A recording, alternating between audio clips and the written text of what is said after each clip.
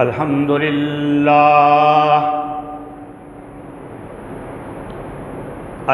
لله نحمده ونستعينه ونستغفره ونؤمن به ونتوكل عليه ونعوذ بالله من شرور أنفسنا ومن سيئات أعمالنا من يهده الله فلا مضل له ومن يضلله فلا هادي له ونشهد أن لا إله إلا الله وحده لا شريك له ونشهد أن سيدنا ومولانا محمدًا عبده ورسوله أما بعد فأعوذ بالله من الشيطان الرجيم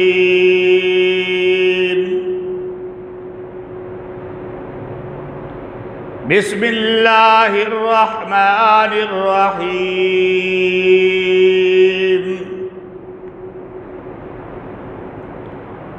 سبحان الذي أسرى بعبده ليلا من المسجد الحرام إلى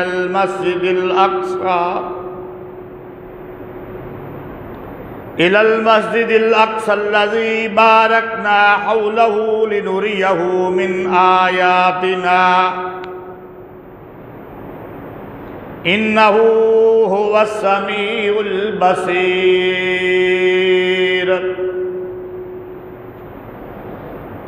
سبحان ربك رب العزة عما يصفون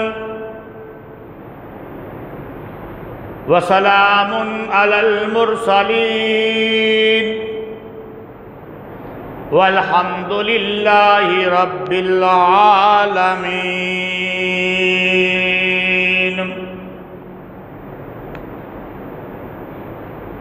قابل صد احترام معزز سامعین کرام اور میری انتہائی معززہ و محترمہ ماؤں بہنوں، الحمدللہ آج ہم 15واں سپارہ شروع کر رہے ہیں۔ اللہ تعالیٰ سے دعا ہے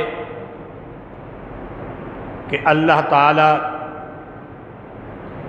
مجھے صحیح بیان کرنے کی توفیق عطا فرمائے۔ میرے کچھ کہنے اور آپ کے سننے کے بعد اللہ رب العزت مجھے اور آپ ہم سب کو اس پر عمل کرنے کی بھی توفیق عطا فرمائے۔ پھر بارگاہ رب ذوالجلال میں یہ بھی دعا ہے، التجا ہے کہ اللہ تعالی ہمارے ناقص سے عمل کو اپنے فضل و کرم سے قبول فرما لے۔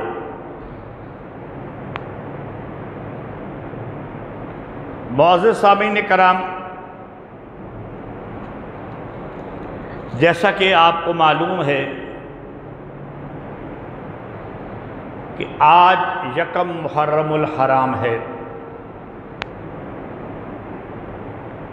اور یکم محرم الحرام کو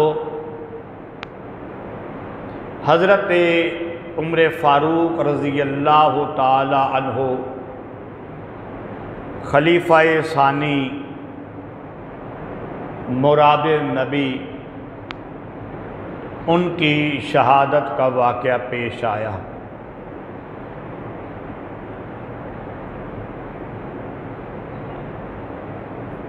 لیکن نبی کریم صلی اللہ علیہ وآلہ وسلم اور صحابہ کرام کا عمل یہ بتاتا ہے کہ کسی کی وفات پر یا شہادت پر اسی دن جس دن اس کی وفات ہوئی ہو برسی کا منانا اور ان کے تذکرے کرنا یہ ٹھیک نہیں ہے، درست نہیں ہے۔ جس طرح کسی بھی شخص کی ولادت پر اس کی ولادت کو منانا، سالگرہ کرنا، اس کا شریعت کے ساتھ کوئی تعلق نہیں ہے، اور نبی کریم صلی اللہ علیہ وآلہ وسلم اور صحابہ کا عمل یہ بتاتا ہے کہ انہوں نے ایسے نہیں کیا۔ تو جو کام پیارے پیغمبر صلی اللہ علیہ وآلہ وسلم نے نہ کیا، نہ صحابہ نے کیا، نہ کرنے کا حکم دیا، ہمیں بھی وہ کام کرنے کی ضرورت نہیں ہے۔ حضرت عمر فاروق رضی اللہ تعالی عنہ کی شان اور فضیلت کئی بار اسی مسجد کے اندر اور اس کے علاوہ مختلف شہروں میں جب میرے بیانات ہوئے میں نے بیان کیے، اور آئندہ بھی جتنی زندگی رہی صحت اور تندرستی کے ساتھ انشاءاللہ صرف حضرت عمر فاروق نہیں، تمام صحابہ کی فضیلت اور شان کو ہم بیان کرتے رہیں گے، اور یہ ہمارے ایمان کا حصہ ہے۔ آج صرف اتنا کہوں گا کہ اللہ تعالی ہمیں حضرت عمر فاروق رضی اللہ تعالی عنہ کے نقش قدم پر چلنے کی توفیق عطا فرمائے۔ جو میں نے آیات پڑھی ہیں، اب میں اس کی طرف آتا ہوں۔ گزشتہ جمعۃ المبارک میں نے اس کی وضاحت بھی کی تھی کہ آئندہ جمعۃ المبارک نبی کریم صلی اللہ علیہ وآلہ وسلم کا معراج کا جو واقعہ ہے، سارا واقعہ تو اور جتنی احادیث اس کے بارے میں ملتی ہیں ان کا بیان کرنا تو اس جمعے کے مختصر وقت میں ناممکن ہے۔ بہرحال جتنا بھی ہو سکا اپنے ناقص علم کے مطابق آپ کے گوش گزار کر دوں گا۔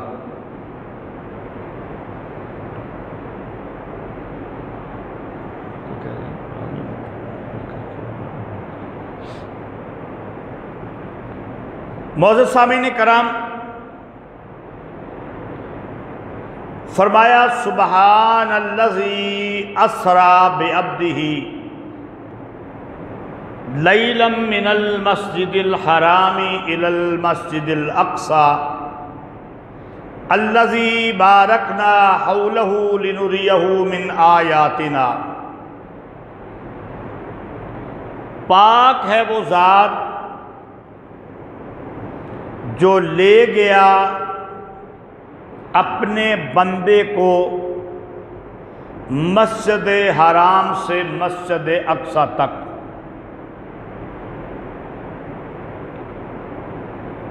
یہاں پر نبی کریم صلی اللہ علیہ وآلہ وسلم کا مسجد حرام سے مسجد اقصی تک جانا مذکور ہے۔ لیکن 27واں سپارہ جب ہم نکالتے ہیں وہاں پر نبی کریم صلی اللہ علیہ وآلہ وسلم کا مسجد اقصیٰ سے آسمانوں تک اور پھر آسمانوں سے اوپر سدرۃ المنتہا کے اوپر تک جانے کا تذکرہ موجود ہے۔ چنانچہ یہ میں نے 27واں سپارہ نکالا ہے، وہاں پر فرمایا جا رہا ہے وَلَقَدْ رَآهُ نَزْلَةً أُخْرَى عِنْدَ سِدْرَةِ الْمُنْتَهَا، ہم نے اس کو اترتے ہوئے دیکھا سدرۃ المنتہا کے پاس، عِنْدَهَا جنت الماوا، وہ سدرۃ المنتہا جو جنت کا ٹھکانہ ہے، اذ یغشی السدرۃ ما یغشی ما زاغ البصر وما طغی، جب ڈانپ لیا اس بیری کے درخت کو جس طرح ڈانپنا تھا۔ اس کے متعلق مفسرین نے لکھا ہے کہ وہاں پر ایک درخت تھا بیری کا، اس کے ارد گرد فرشتوں کا اتنا بڑا ہجوم تھا کہ گویا کے ہر پتے کے ساتھ ایک فرشتہ موجود تھا۔ اللہ اکبر کبیرہ۔ وہاں پہ نبی کریم صلی اللہ علیہ وآلہ وسلم پہنچے ہیں۔ تو یہ 27ویں سپارے میں اس بات کی وضاحت ہو گئی ہے کہ نبی کریم صلی اللہ علیہ وآلہ وسلم صرف مسجد حرام یعنی بیت اللہ سے مسجد اقصیٰ تک نہیں گئے، بلکہ آپ کی پہلی منزل بیت اللہ سے بیت المقدس تک ہے، اور آپ کی دوسری منزل بیت المقدس سے آسمانوں کے اوپر سدرۃ المنتہا سے اوپر اللہ سے ملاقات کرنے کے لیے ہے۔ اللہ نے اپنے محبوب کو بلایا ہے۔ علماء کی اصطلاح میں مکہ سے بیت المقدس تک کا جو سفر ہے اس کو اسراء سے تعبیر کیا جاتا ہے، اور بیت المقدس سے اوپر تک کا جو سفر ہے اس کو معراج سے تعبیر کیا جاتا ہے۔ اور یہ اسراء اور معراج کا لفظ علماء کی اصطلاح میں مکہ سے بیت المقدس اور بیت المقدس سے معراج تک اکٹھا بھی بولا جا سکتا ہے۔ سفر تو ایک ہی ہے نا، درمیان میں ایک منزل آئی ہے بیت المقدس کی، تو اس طرح بھی کہہ سکتے ہیں کہ مکہ سے بیت المقدس تک اسراء ہے اور بیت المقدس سے سدرۃ المنتہا تک معراج ہے، اور اس طرح بھی کہہ سکتے ہیں کہ سارا معراج ہے، سارا اسراء ہے۔ اسراء کا معنی کیا ہے؟ سیر کرنا۔ اسراء کا معنی کیا ہے؟ سیر۔ اللہ تعالیٰ نے اپنے محبوب کو یہ سیر کروائی ہے، اپنے محبوب کو اللہ نے یہ سیر کروائی ہے، اپنے پاس اللہ تعالیٰ نے بلایا ہے۔ تو مکہ سے بیت المقدس تک جائیں یا بیت المقدس سے اوپر تک جائیں، ساری سیر ہی سیر ہے۔ اور یہ سیر ہوئی کیسے؟ کیا نبی کریم صلی اللہ علیہ وآلہ وسلم نے خواب میں یہ سیر کی ہے، یا نبی کریم صلی اللہ علیہ وآلہ وسلم کا جسم دنیا میں رہا اور روح نے سیر کی ہے؟ نہیں، جمہور کا یہ مسلک ہے کہ نبی کریم صلی اللہ علیہ وآلہ وسلم نے بیداری کی حالت میں روح مع الجسم، روح بھی اور اپنا جسم شریف بھی، آپ کا جسد اقدس بھی روح کے ساتھ یہ سیر کرنے کے لیے گیا ہے۔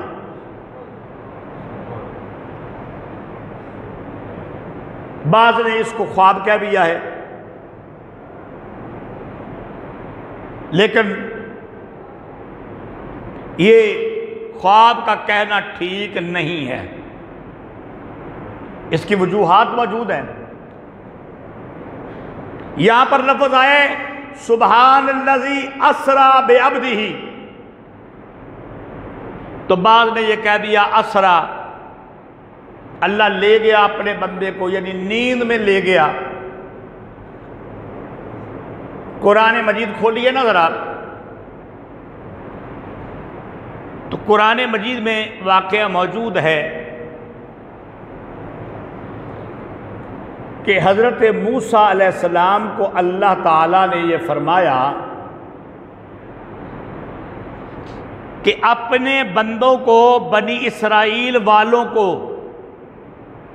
فرعون والوں سے چھڑا کے یہاں سے نکل جائیے، اور وہاں پہ لفظ ہے فَأَسْرِ بِعِبَادِي، لے چل میرے بندوں کو۔ وہاں پر بھی اسرا کے لفظ ہیں فَأَسْرِ بِعِبَادِي، تو حضرت موسیٰ علیہ السلام بنی اسرائیل کی قوم کو لے کر نکلے ہیں۔ تو کوئی کہے گا کہ خواب میں نکلے ہیں؟ بولو سارے بولو، خواب میں لے کے گئے تھے؟ یہ واقعہ کیا خواب میں آیا تھا کہ بنی اسرائیل کو لے گئے اور آگے دریا آ گیا اور پیچھے فرعون کی فوج آ گئی اور پھر دریا میں رستے بن گئے، موسیٰ علیہ السلام اپنی قوم کو لے کے نکل گئے اور پھر فرعون وہ اسی دریا میں غرق ہو گیا؟ یہ خواب کا واقعہ ہے؟ نہیں، لفظ یہاں پر بھی ہے فَأَسْرِ بِعِبَادِي، فَأَسْرِ بِعِبَادِي۔ حضرت موسیٰ علیہ السلام اور حضرت خضر علیہ السلام کا واقعہ بیان ہوتا ہے قرآن میں۔ وہاں پر آتا ہے فَانْطَلَقَا، دونوں چلے،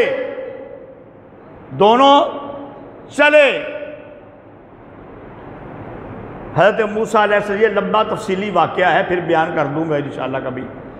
تو یہ جو دونوں کا چلنا ہے، حضرت موسیٰ علیہ السلام کا اور حضرت خضر علیہ السلام کا، یہ کیا خواب میں تھا؟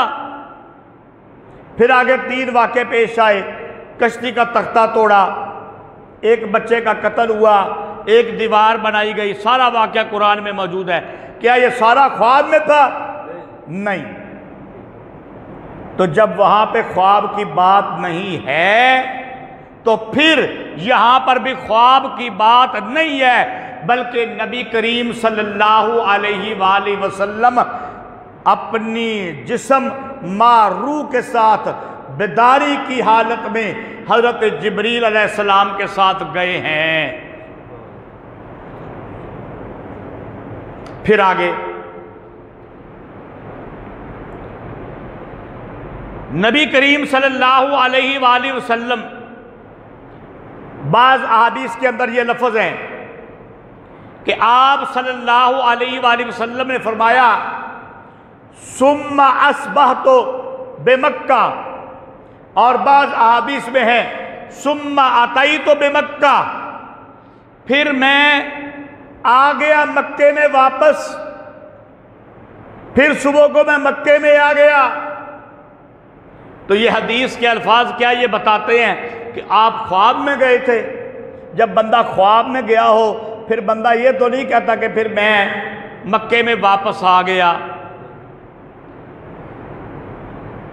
پھر ایک اور حدیث ہے حضرت شداد بن اوس رضی اللہ تعالی عنہ سے کہ صحابہ کرام نے سوال کیا کہ یا رسول اللہ صلی اللہ علیہ وآلہ وسلم، رات کو ہم نے آپ کو تلاش کیا، رات کو ہم نے آپ کو تلاش کیا، آپ ہمیں ملے نہیں۔ میری بات سمجھ آ گئی ہے؟ آپ اگر خواب میں معراج پر گئے تھے تو آپ اپنی قیام گاہ پہ، صحابہ کہتے ہیں ہم نے آپ کی قیام گاہ کو دیکھا، آپ وہاں پر موجود نہیں تھے۔ تو خواب میں تو بندہ بستر پہ موجود اور خواب دیکھ رہا ہوتا ہے۔ تو یہ الفاظ بھی واضح کرتے ہیں کہ نبی کریم صلی اللہ علیہ وآلہ وسلم اپنے جسم کے ساتھ بیداری کی حالت میں آسمانوں پر گئے ہیں اور سدرۃ المنتہا پر گئے ہیں، کیونکہ صحابہ کرام کو نبی کریم صلی اللہ علیہ وآلہ وسلم اپنی قیام گاہ میں ملے نہیں ہیں۔ اور یہ پیارے پیغمبر کا اتنا بڑا معجزہ ہے، اور یہ شان پیارے پیغمبر کی اتنی بڑی ہے، یہ فضیلت اتنی بڑی ہے، یہ صرف محبوب خدا خاتم الرسل خاتم الانبیاء احمد مجتبیٰ محمد مصطفیٰ صلی اللہ علیہ وآلہ وسلم کو حاصل ہوئی ہے، کسی اور کو حاصل نہیں ہوئی۔ بعض منکرین نے، جن کا کام ہی بغلیں بجانا ہے، انہوں نے کہا جی یہ کیا کہ ایک تھوڑے سے وقت کے اندر آسمانوں تک اور پھر آسمانوں سے 7ویں آسمان سے اوپر سدرۃ المنتہا تک آپ پہنچ گئے اور راتوں رات واپس آ گئے، یہ کیسے ممکن ہے؟ اتنا لمبا سفر منٹوں سیکنڈوں میں نہیں ہو سکتا۔ چلو آج سے 1400 سال پہلے تو کوئی بات کرے، بنتی تو اس وقت بھی نہیں ہے، لیکن ایک مثال تو بن جاتی ہے۔ آج تو مثال بھی نہیں بن سکتی۔ ہزاروں میل کا سفر ایک انسان کا بنایا ہوا ہوائی جہاز گھنٹوں میں طے کرتا ہے کہ نہیں کرتا؟ بولو۔ آپ کا بنایا ہوا ہوائی جہاز ہزاروں میل کا سفر گھنٹوں میں طے کر لے تو اللہ تعالیٰ کی بھیجی ہوئی براق وہ ہزاروں میل کا سفر سیکنڈوں میں طے نہیں کر سکتی؟ سارے سبحان اللہ کہہ دیں۔ سبحان اللہ۔ پھر اس سے بھی آگے بات کرتے ہیں۔ آپ بجلی کا بٹن چلاتے ہیں، بٹن یہاں پہ لگا ہوا ہے، پنکھا وہاں پہ لگا ہوا ہے، لائٹ وہاں پہ لگی ہوئی ہے، ادھر سے آپ بٹن چلاتے ہیں، اتنی جلدی پنکھے تک لائٹ پہنچ جاتی ہے، بجلی پنکھے تک، لائٹ پنکھے تک، بلب تک، ٹیوب تک پہنچ جاتی ہے کہ لمحہ بھی نہیں لگتا۔ اگر انسان کی بنائی ہوئی بجلی وہ اتنی تیز رفتار ہو سکتی ہے، وہ اتنی تیز رفتار ہو سکتی ہے کہ سیکنڈوں کے اندر آپ کا بٹن چلانے سے بجلی آ جائے، تو اللہ کی بھیجی ہوئی براق اس سے بھی تیز رفتار ہے اور ہو سکتی ہے۔ اللہ اکبر کبیرہ۔ بڑی مثالیں ہیں اس کے بارے میں، وقت میرے پاس کم ہے، آگے چلتا ہوں۔ نبی کریم صلی اللہ علیہ وآلہ وسلم کو جب معراج کروایا گیا ہے تو اللہ تعالیٰ نے حضرت جبریل علیہ السلام کو بھیجا ہے، اور بعض روایات میں یہ بھی آتا ہے کہ 3 فرشتے آئے ہیں۔ نبی کریم صلی اللہ علیہ وآلہ وسلم کو حضرت جبریل علیہ السلام آب زمزم کا جو کنواں ہے، یہ بخاری شریف کی روایت کے اندر بیان ہو رہا ہے، آب زمزم کے کنویں کے پاس لٹا کر، یہ اوپر لے جانے سے پہلے کی بات ہے، آب زمزم کے کنویں کے پاس لٹا کر گردن سے لے کے آپ کے سینے تک آپ کو چیرتے ہیں اور آپ کے جسم کے اندر سے جو مواد ہے اس کو نکالتے ہیں اور اس کو آب زمزم سے دھوتے ہیں۔ سبحان اللہ کہو، آب زمزم سے۔ یہ معجزہ بھی نبی کریم صلی اللہ علیہ وسلم کا ہے، اس کو شق صدر کہتے ہیں، سینے کا چاک ہونا، اور یہ واقعہ نبی کریم صلی اللہ علیہ وسلم کے ساتھ 3 بار پیش آیا ہے، ایک بار بچپن میں پیش آیا اور ایک یہ ہے، کبھی یہ واقعہ ہوا، آگے تو بیان کر دوں گا اس کی تفصیل بھی۔ یہاں پر یہ شق صدر ہو رہا ہے، سینے کو چاک کیا جا رہا ہے اور آپ کے اندر سے نکال کے حضرت جبریل علیہ السلام اس کو آب زمزم سے دھو رہے ہیں، اور پھر جنت سے ایک سونے کا تشت آتا ہے اور اس میں سونے کا ایک پیالہ ہے، اور اس سونے کے پیالے کے اندر حکمت اور ایمان بھرا ہوا ہے۔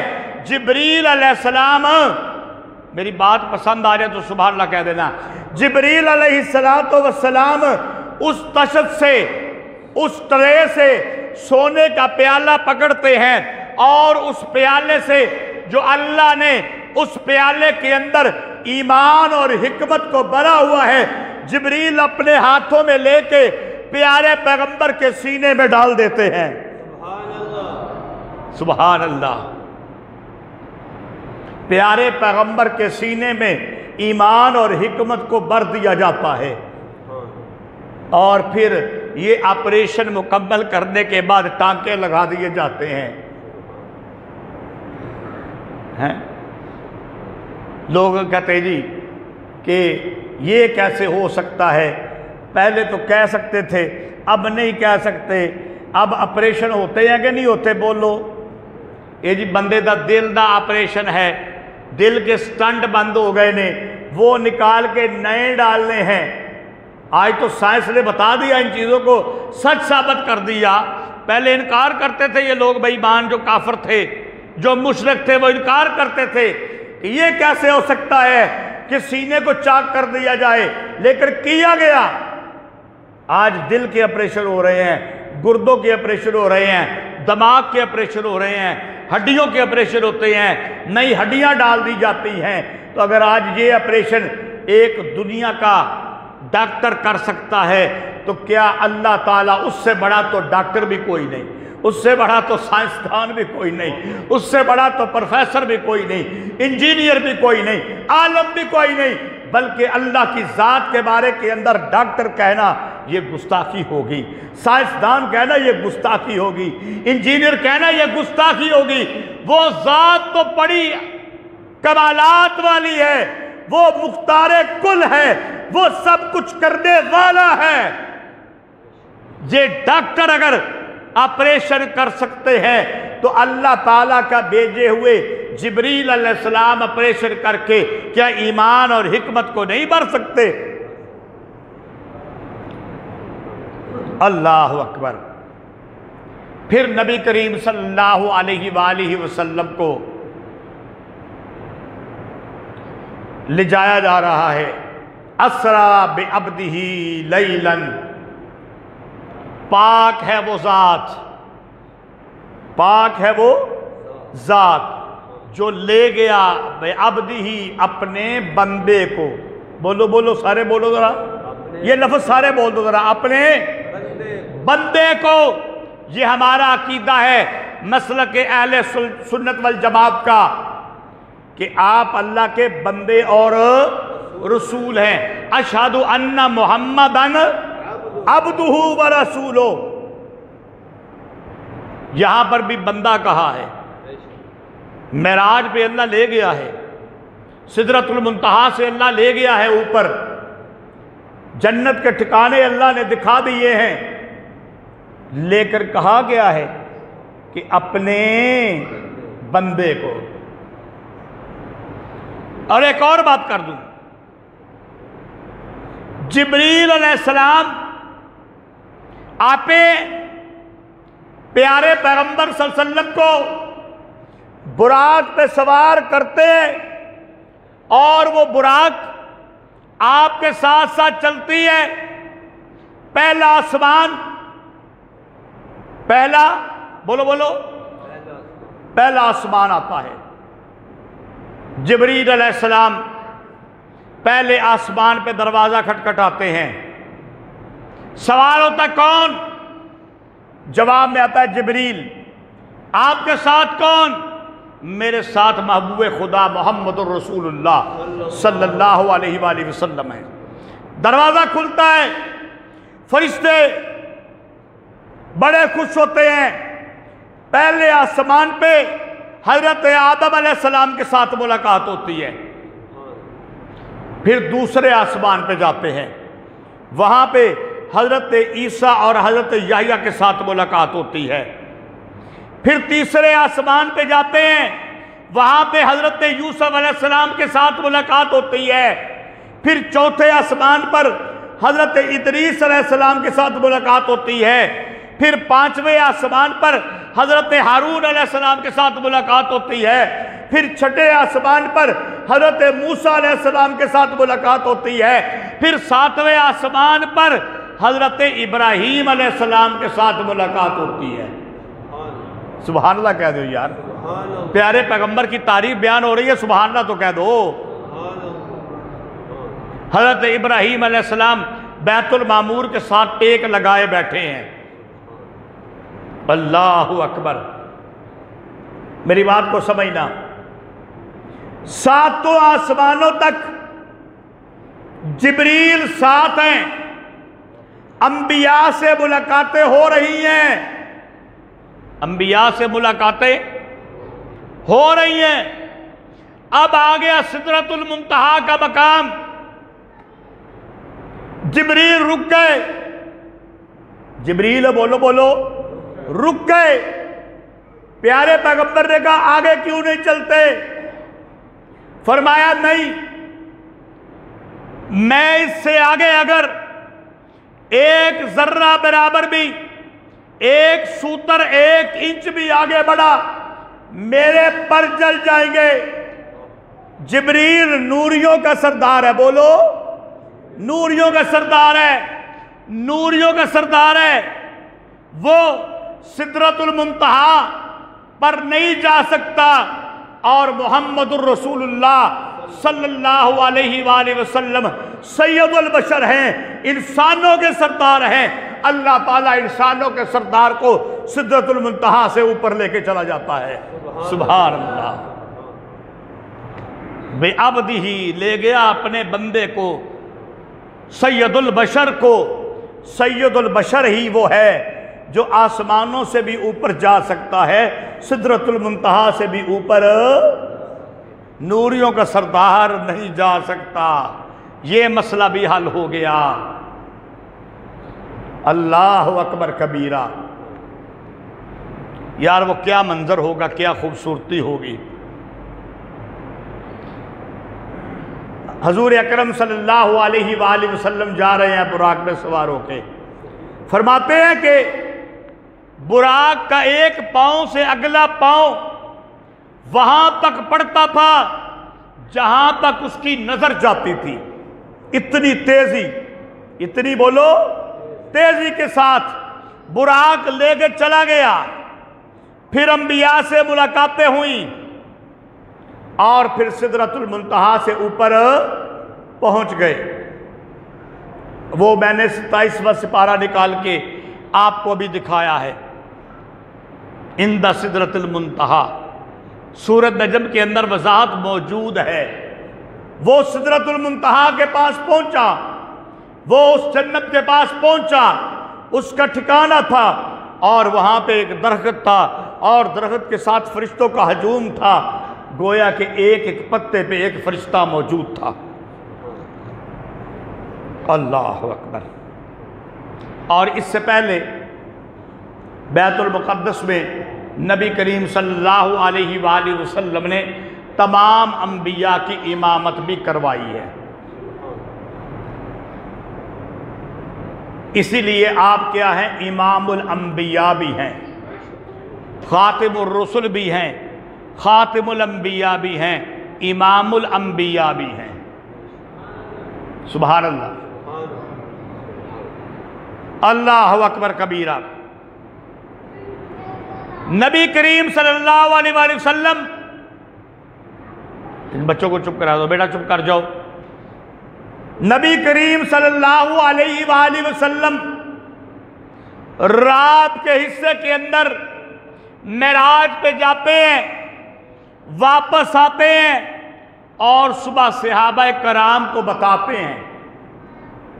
صبح صحابہ کرام کو اب مشرکین نے بغلیں بجانی شروع کر دی، بکواس کرنی شروع کر دی، جو پہلے بھی کرتے تھے کہ دیکھو جی یہ پہلے کہتا تھا میرے اوپر وحی آتی ہے، اللہ کا کلام نازل ہوتا ہے، ہم تو اس کو بھی نہیں مانتے تھے۔ اب یہ کہنے لگا میں راتوں رات اتنے ہزار میل دور مکے سے بیت المقدس چلا گیا اور پھر بیت المقدس سے سدرۃ المنتہا پہ چلا گیا، ہم اس کی بات پہ یقین نہیں کریں گے۔ آپ کی توجہ سامنے حال ہونی چاہیے۔ آئے ابو بکر کے پاس، کہا اے ابو بکر دیکھو، جس نے نبوت کا دعویٰ کیا ہے، جس کے تم پیروکار ہو، جس کو تم مانتے ہو، وہ تو آج ایک اور عجیب بات کر رہا ہے۔ ابو بکر نے کہا کیا بات کر رہے ہیں وہ؟ فرمایا وہ یہ بات کر رہا ہے کہ میں رات کے چند لمحوں کے اندر بیت المقدس کیا ہوں اور پھر میں سدرۃ المنتہا سے اوپر گیا ہوں، اللہ نے مجھے بلایا ہے اپنے پاس، مجھے سیر کرائی ہے، اللہ نے معراج کرائی ہے۔ تو کیا ابو بکر تم اس بات کی تصدیق کرتے ہو؟ اب اس کو بھی سچ کہتے ہو؟ کیا کوئی بندہ راتوں رات آسمانوں پہ جا سکتا ہے، 7 آسمانوں کی سیر کر سکتا ہے؟ ابو بکر صدیق رضی اللہ تعالی عنہ نے فرمایا ہاں میں اس کی تصدیق کرتا ہوں۔ اسی لیے تو یہ صدیق ہے، بولو اسی لیے تو۔ فرمایا اگر وہ اس سے بھی دور کی کوئی بات کہے نا، تم تو یہ کہتے ہو نا اگر وہ اس سے بھی دور کی کوئی بات کہے میں اس کی بھی تصدیق کر دوں گا۔ میں تو اس کا پیروکار ہوں، میں تو اس کو ماننے والا ہوں، میں تو اس کی زبان سے جو جملہ نکلتا ہے میں فوراً اس کی تصدیق کرتا ہوں۔ آج ابو بکر اس بات کی بھی تصدیق کر رہا ہے۔ اور سب سے پہلے جب پہاڑ کی چوٹی پہ چڑھ کے حضرت ابو بکر نے کہا تھا لا الہ الا اللہ، سب سے پہلے اس کی تصدیق بھی ابو بکر نے کی تھی۔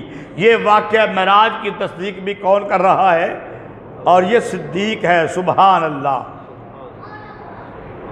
کہنے لگے اچھا بیت المقدس گئے ہیں، بتائیے بیت المقدس کے ستون کتنے ہیں؟ بیت المقدس کے دروازے کتنے ہیں؟ یہ سوال کرنے لگ گئے۔ دیکھو بھائی، آپ کی اس جامع مسجد مرکزی میں راولپنڈی سے کوئی آدمی جمعہ پڑھنے کے لیے آ جائے یا نماز پڑھنے کے لیے آ جائے، وہ قلعے میں آیا ہوا تھا، اس نے کہا چلو نماز پڑھنی ہے، جو رشتہ دار تھے وہ اس کو جامع مسجد مرکزی میں لے کر آئے، اس نے جمعہ پڑھا یا نماز پڑھی۔ مجھے یہ بتاؤ وہ مسجد میں جمعہ پڑھنے آیا تھا کہ جامع مسجد کے دروازے گننے آیا تھا؟ بولو بولو، یا یہاں کے پنکھے گننے آیا تھا، یا لائٹیں گننے آیا تھا، یا صفے گننے آیا تھا؟ پیارے پیغمبر بیت المقدس میں اللہ تعالیٰ کے حکم سے گئے تھے، انبیاء کو امامت کرانے گئے تھے، سیر کرنے گئے تھے، ستون گننے، لیکن اللہ نے کہا اس کا بھی جواب دے دیتے ہیں۔ بولو بولو سبحان اللہ۔ اللہ نے فرمایا ہم اس کا بھی جواب دے دیتے ہیں۔ انہوں نے کہا بیت المقدس کے دروازے کتنے ہیں؟ رب ذوالجلال نے یہ پیارے پیغمبر کا معجزہ ہے، بیت المقدس کا آپ کی آنکھوں کے سامنے کر دیا۔ بیت المقدس کو آپ کی آنکھوں کے سامنے کر دیا۔ پیارے پیغمبر نے دروازے گن کے بتا دیے، پیارے پیغمبر نے ستون کتنے دیوے لگے ہوئے ہیں پیارے پیغمبر نے گن کے بتا دیے۔ سبحان اللہ، اللہ اکبر۔ ان مشرکوں کو، بے ایمانوں کو جھوٹا تو کرنا ہی کرنا ہے نا۔ دروازے گن دیے، ستون گن دیے، لائٹیں گن دی، اس کا حدود اربہ بتا دیا۔ کہنے لگے اچھا ہمارا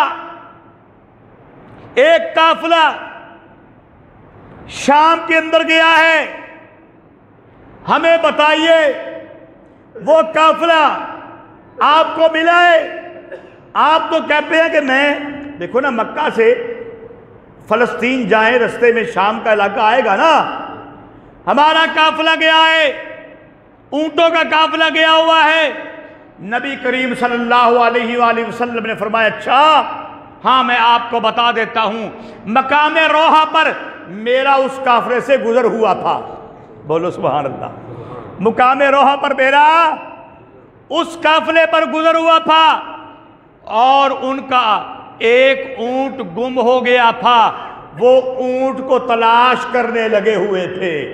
جب واقعہ پتہ کیا بعد میں انہوں نے تو پتہ چلا واقعی ایسے ہوا تھا، اس قافلے کا اونٹ گم ہو گیا تھا اور وہ اس اونٹ کی تلاش کرتے رہے تھے۔ کہنے لگے بتاؤ ہمارا ایک قافلہ فلاں جگہ پہ گیا ہوا ہے، وہ مدینہ منورہ کب واپس آئے گا؟ پیارے پیغمبر صلی اللہ علیہ وآلہ وسلم نے فرمایا ہاں میں بتاتا ہوں، فلاں مقام پہ میرا اس قافلے سے گزر ہوا تھا، جب میرا براق اس کا گزر ہوا نا تو اونٹ بدکنے لگے، ایک سرخ اونٹ تھا اس میں، وہ بے ہوش ہو کے گر گیا تھا، اور ایک خاکی رنگ کا اونٹ آگے آگے۔ کہنے لگے وہ قافلہ کس دن پہنچے گا؟ پیارے پیغمبر صلی اللہ علیہ وآلہ وسلم نے فرمایا بدھ کے دن وہ قافلہ مدینہ منورہ پہنچے گا۔ آگے اس کے وہ خاکی رنگ کا یا گدمی رنگ کہا ہے اس کا وہ اونٹ ہوگا۔ کہنے لگے چل جائے گا پتہ، بدھ کے دن صبح کے وقت نکلے مدینے سے باہر کہ پیارے پیغمبر کی بات سچ نکلتی ہے کہ نہیں نکلتی، تو دیکھا کہ بدھ کے دن صبح کے وقت، آپ نے کہا تھا بدھ کے دن صبح کے وقت وہ قافلہ مدینہ منورہ میں داخل ہو رہا ہوگا۔ بدھ کے وقت دیکھا تو صبح کے وقت واقعی وہ قافلہ مدینہ منورہ میں داخل ہو رہا تھا۔ سبحان اللہ۔ اور اس کے آگے واقعی وہ خاکی رنگ کا اونٹ موجود تھا۔ اللہ اکبر کبیرہ۔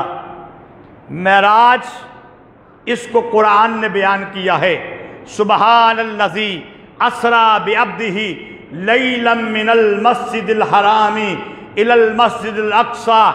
اللہ تعالیٰ لے گیا مسجد حرام سے مسجد اقصی تک، اور دوسرے مقام پر سورہ نجم میں آگے سدرۃ المنتہا پر جانے کا دو جگہ پہ ملا کے یہ واقعہ بیان ہو گیا۔ فرمایا وہ مسجد اقصی وہ بارکنا حولہ لنریہ من آیاتنا، ہم نے اس کے ارد گرد بڑی رونق رکھی ہے، بڑی سرسبز و شاداب زمین ہے۔ یہ ہم نے کام کیوں کیا؟ یہ ہم کیوں لے کے گئے پیارے پیغمبر کو؟ ہم نے یہ سیر کیوں کرائی؟ ہم نے یہ بیت المقدس کیوں دکھایا؟ ہم نے یہ آسمانوں پر انبیاء کو کیوں ملایا؟ ہم پھر سدرۃ المنتہا پہ کیوں لے کے گئے؟ لنریہ من آیاتنا، تاکہ ہم دکھائیں اس کو اپنی نشانیاں۔ وقت تو تھوڑا سا آگے گزر گیا ہے، چلو آخری بات کر لیتے ہیں۔ 30 روایات کون بیان کرے؟ جمعہ کا وقت اجازت نہیں دیتا۔ اب آخری بات بڑی ضروری ہے کرنی، بے شک 2-4 منٹ زیادہ لگ جائیں۔ پیارے پیغمبر گئے، یہ بات آپ کے لیے توجہ کے لائق ہے بھائی، پیارے پیغمبر گئے، چھٹے آسمان پہ حضرت موسیٰ علیہ السلام سے ملاقات ہوتی ہے، 7ویں آسمان پہ حضرت ابراہیم علیہ السلام بیت المعمور کے ساتھ ٹیک لگا کے بیٹھے ہوئے ہیں، ملاقات ہوتی ہے، پھر اوپر چلے جاتے ہیں، اللہ تعالیٰ تحفہ دیتا ہے۔ سبحان اللہ کہو سارے ذرا، یہ سبحان اللہ کہو گے اللہ عمل دی توفیق دے گا، کہو سبحان اللہ۔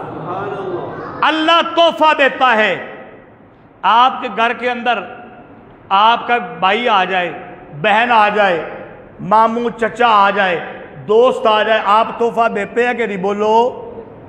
یا وہ لے کے آ جاتا ہے یا آپ دیتے ہیں؟ محبوب خدا کو خدا نے بلایا، سبحان اللہ۔